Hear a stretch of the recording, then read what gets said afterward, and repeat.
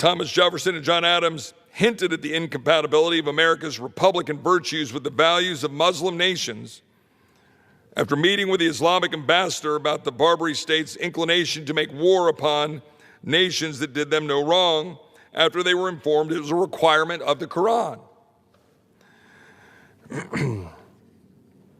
Jefferson's papers. In 1786, he wrote, quote, "We took the liberty to make some inquiries concerning the grounds of their pretensions to make war upon nations who had done them no injury, and observed that we considered all mankind as our friends who had done us no wrong, nor had given us any provocation.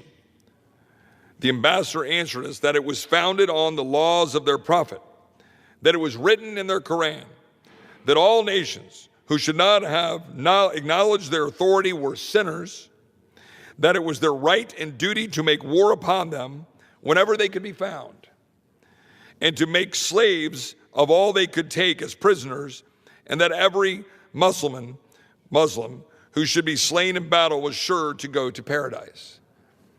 That's Jefferson in 1786. Our founders knew that Sharia law was not consistent with Western civilization and our values.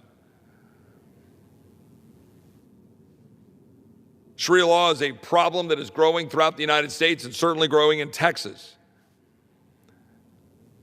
My home state bore the brunt of a 4-year mass migration invasion under the previous administration. But there's been a quieter one of Islamists leveraging our immigration system and corporate interest to extend and use diversity visas, chain migration, H-1B visas, to flood our country with people who don't believe in it and have no intention of assimilating into it.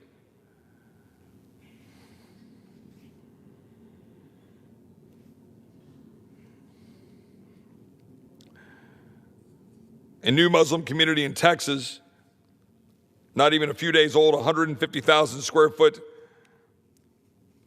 Muslim community center was opened in Houston. Epic City in Plano, outside of Dallas-Fort Worth, has raised all sorts of questions about their intentions to create a effectively Muslim-only community where Sharia law no doubt will be practiced. Now they've renamed it the Meadow rather than the East Plano Islamic Center, but they continue to develop and grow it. Even as there are almost 300 mosques in Texas and more mosques being built in Texas every day than any other state in the union. But meanwhile, let's look at what's going on in the United States broadly. Our nation's foreign-born population has reached 51.9 million people, comprising some 16% of our population. We're at the highest levels of percentage in our history. The last time we had a similar level of foreign-born population, in roughly 1920, we froze immigration. And largely for about 40 to 50 years, we froze it. And then it has been exploding over the last 50 years. I've introduced legislation called the PAUSE Act to pause immigration. And to pause it until we get our hands around all of the problems that are currently plaguing our immigration system. The abuse of birthright citizenship, to have profit-centered ways to create American citizens by people coming here, coming across the Rio Grande, having children, making citizens that then can use American resources, our hospitals, our schools, our legal system, our welfare. We continue to allow a broken visa system to have extended family members be brought into the United States expansively and purposely. H-1B program has been exploited and abused now for years and must be abolished or massively reformed.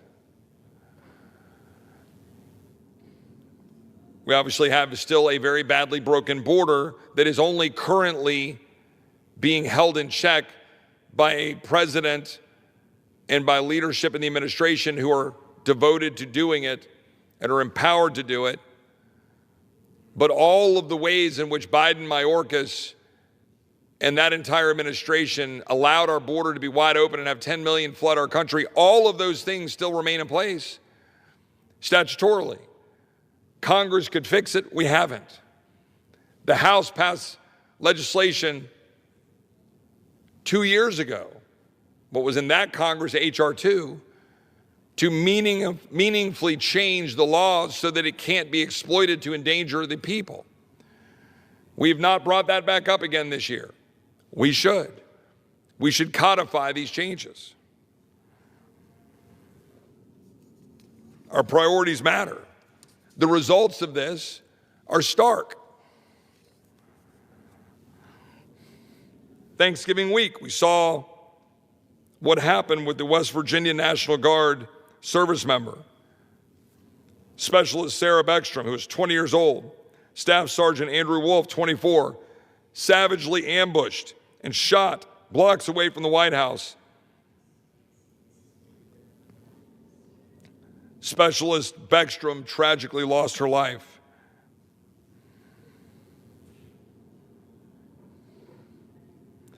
The attacker, Ramanullah Lakenwal, an Afghan national who was imported through the Biden-Mayorkas illegal Operation Allies Welcome Parole Program, drove from Washington State to carry out this diabolical act in our nation's capital. According to DHS, over 5,000 Afghans brought to the United States through Operation Allies Welcome had either national security or public safety concerns. We are importing people who want to undermine and destroy our country. And both sides of the aisle have been guilty of this. This is not a debatable reality. It's literally occurring.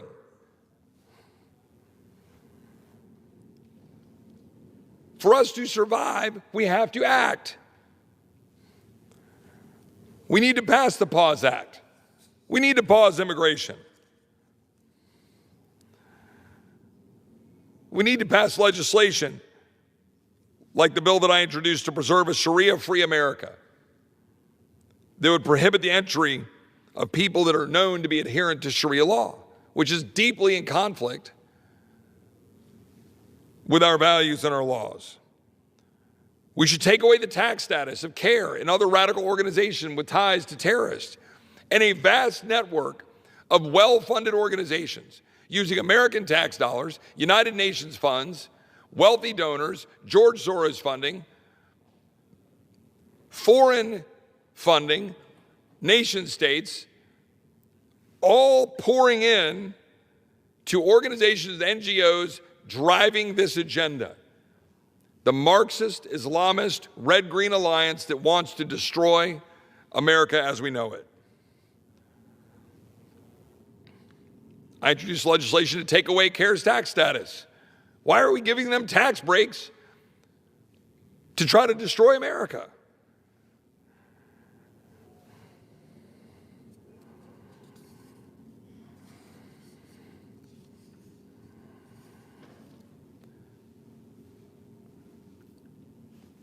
Which brings me to the final point, which I was alluding to before on H.R. 2. That is legislation designed to codify effectively what President Trump is doing. To stop the abuse of parole, to stop the abuse of asylum, to stop the abuse of catch and release, to stop all of the abusive ways in which an exploited border can undermine our security and endanger us. We cannot rely on the administration to do it. Congress needs to act. Congress needs to codify it. Congress needs to change it. And states and state leaders need to stand up and use the legislation that we did pass in January to enable suit against the federal government when they fail to secure the border that we included in the Lake and Riley Act, because states can no longer be beholden to a federal government that refuses to secure the border. We have a reprieve under President Trump. That reprieve will no doubt one day come to an end, and states must be empowered and have leaders who are willing to stand up and fight. States need to challenge things like Plyler versus Doe, the Supreme Court ruling that said that we must have taxpayer funding going to pay for the education of illegal alien children. You want to choose to do it, that's for you to decide. But we should not be forced to use taxpayer dollars to do that, and we should challenge that Supreme Court ruling, and we should stand up to defend our country.